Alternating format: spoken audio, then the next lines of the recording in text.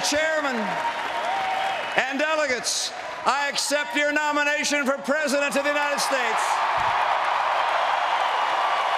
Okay, that's Mitt Romney officially accepting the Republican Party nomination as a candidate for president. A rousing speech, I guess, last night. We're going to talk about that right now with Aaron Zitner right now on the News Hub. Good morning and welcome. I'm Simon Constable. Aaron Zitner joins us now, and there he is in the monitor in Tampa after a very late night. I presume you didn't get much sleep. Thank you very much for being there. Mitt Romney had to connect with voters, potential voters. Did he manage to do that?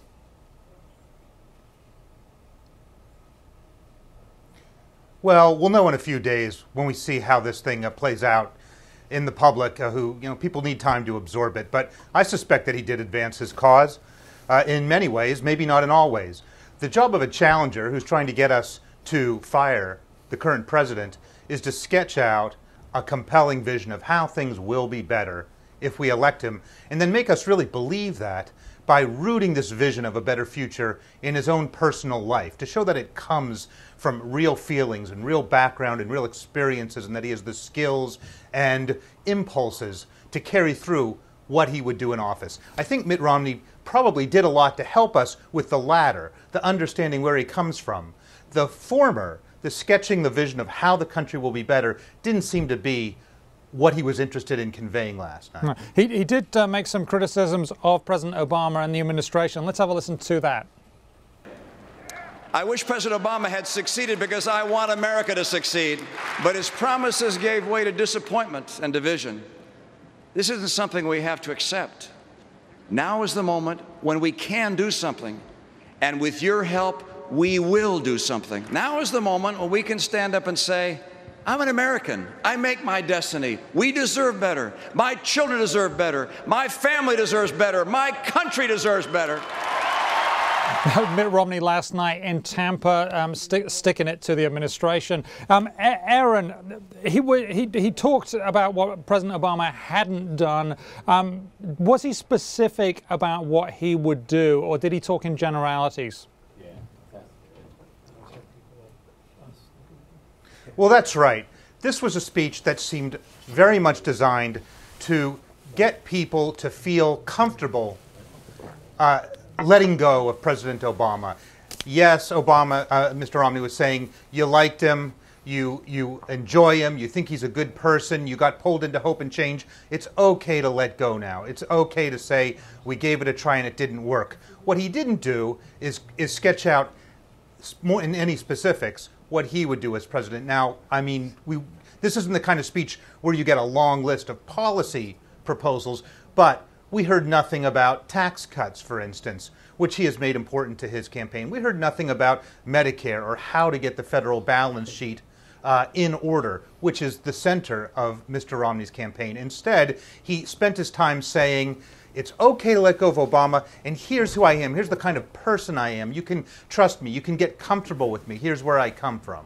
And that was the Romney speech, but that wasn't the only thing that happened last night. We also got some bizarre turn last night when we got the mystery guest that showed up, and that mystery guest turned out to be superstar, movie star Clint Eastwood. Here's what he said.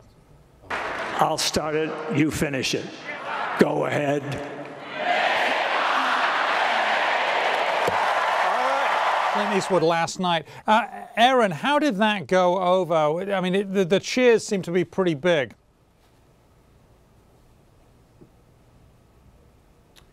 Well, inside the hall, you're there with the faithful. They loved the moment. They loved Clint Eastwood. They loved his make my day, give and take with the audience. But this will go down as one of the weirdest moments in political history, and one of the biggest gambles. I mean, this was the nationally televised portion of the program. The Republicans had 1 hour on broadcast television, and they gave 15 minutes to Clint Eastwood without scripting it. This is the only unscripted part of a highly scripted week, and he was vulgar.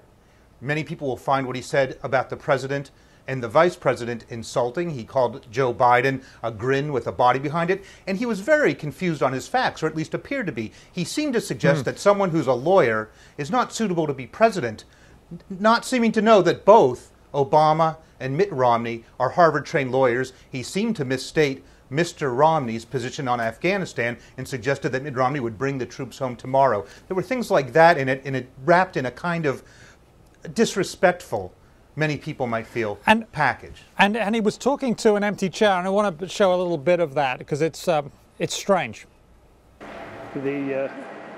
What? What do you want me to tell Romney? I can't tell him to do that. Can't do that to himself. You're crazy.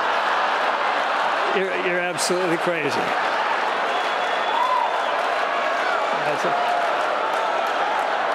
You're getting as bad as Biden.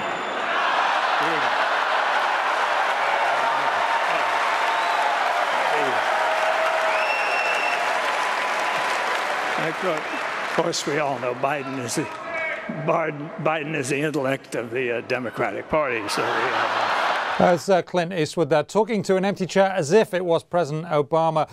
Aaron, obviously we get, and that upset some people, clearly not others. Next week we get the Democratic National Convention starting. What are we expecting there?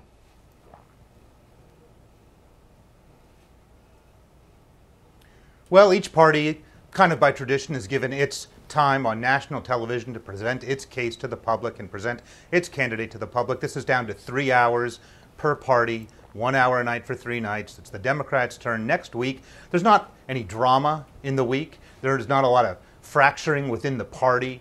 There's not a lot of healing that has to be done within the Democratic Party. So it's not a week that's going to bring a lot of drama. Instead, we're going to see some of the more appealing Democratic figures talk to the public. On Tuesday, we get Michelle Obama.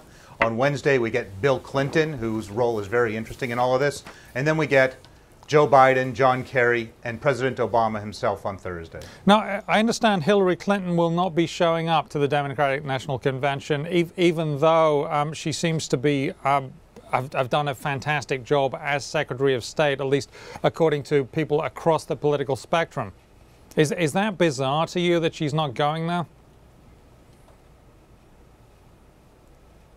No, that's not a surprise. By tradition, cabinet members like the Secretary of State, the Treasury Secretary, the Defense Secretary have jobs that we like to think transcend politics, that you don't want to associate with the sharp partisanship that comes up in a convention.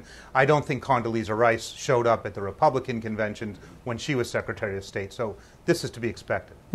Do you think the Democrats will have as highly a scripted convention as the Republicans did?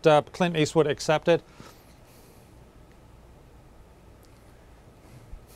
Well, that's right. The Clint Eastwood moment means that the Democrats, by definition, will be more scripted. No one will make that kind of decision in politics for a long time now, to turn over part of the very precious commodity you have, time on nationally available broadcast television, to an unscripted person in the way that Clint Eastwood was. Look, we're talking about Clint Eastwood. We're not talking about Mitt Romney. And here Mitt Romney had a whole scripted night, very carefully laid out, with a series of people validating him, people we'd never heard from before in the course of this campaign, people from his church, people who benefited from Bain Capital, the subject of a lot of discussion in the campaign, people from the Olympics, people from his youth.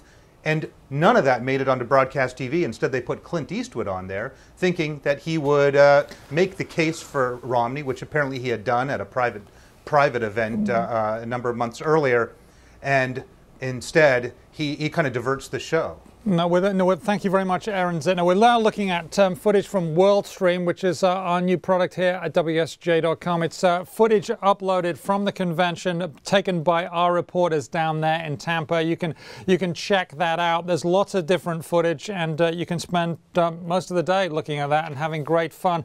But don't just yet, because we have more here on the News Hub.